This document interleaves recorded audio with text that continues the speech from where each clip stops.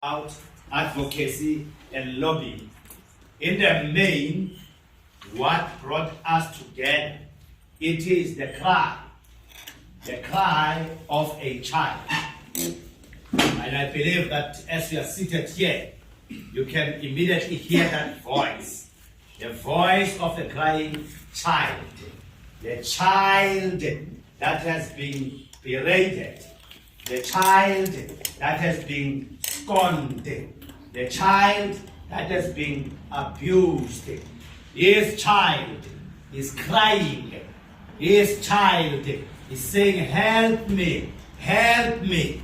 This child is calling upon you to free this child from the cruel bondages of exploitation, cruel bondages of oppression. This cry, this child yearns for love. This child yearns for attention. This child yearns to be listened to. This child is crying. He is saying, my rights that are explicitly and clearly expressed in Section 28, Bill of Rights, in the Constitution of the Republic of South Africa. These rights are violated left and right. It is this cry of the child that has brought us here together. This child is crying. This child is saying, I cannot be subjected into peltry. I cannot be subjected into pig toilet. I cannot be subjected into undrinkable water. This child is saying, I am naked. This child is saying, I am hungry. I hear this voice as I'm standing before you. And I believe you are equally hearing that voice. In the main, it is about this child. And then we have come together to ensure to it that what is it that can be done to liberate this child. This child is saying, please, please, please, help my mama. Please, help my father. Because they seem to be not understanding what I'm about. This child is saying, here is my mommy, has given birth to me, but she seems to be not understanding what I'm about. This child is saying, here I am being born, but it seems that my father is not present. This child is saying, here I'm being born, my mother is absent. This child is saying, here I am born, my mother is toxic. And this toxic mother is worse than an absent father. It is the voice of the child that has brought us together here. That is what necessitated what we call National Parenting Program. Because we realize that there is a gap, there is a void.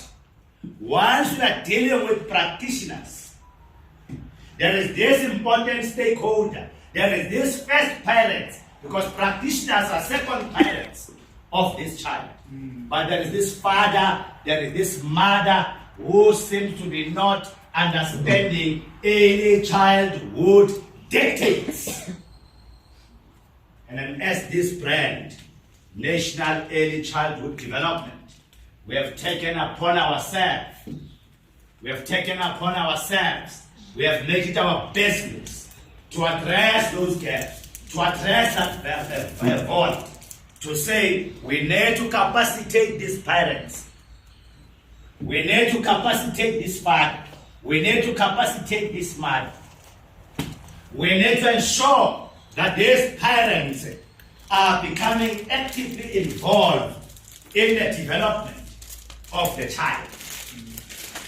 That's what makes us to be gathered here as National Early Childhood Development.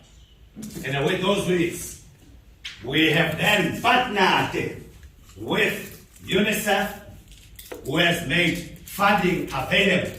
We have also partnered with the Department of Basic Education.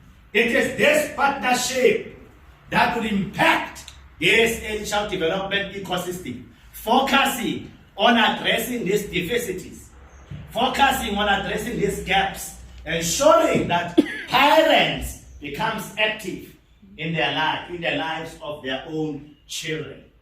It cannot be that parents has succeeded. It cannot be that parents has relinquished. It cannot be that parents has surrendered their responsibilities unto us as educators, unto us as teachers, unto us as practitioners. It is a joint responsibility. It is a joint responsibility. We need to change the narrative. We need to change the trajectory. We need to show them that you are equally responsible for the holistic development of your own child. That's right. That's right. That's right. Our job as facilitators, our job as practitioners, our job as educators, our job as teachers is not to usurp the powers of the parents. We cannot usurp the powers of the parents. The powers rest with the parents. The powers rest with the parents. It is the responsibility of these parents to work with us in the holistic development of the child so that we can be guaranteed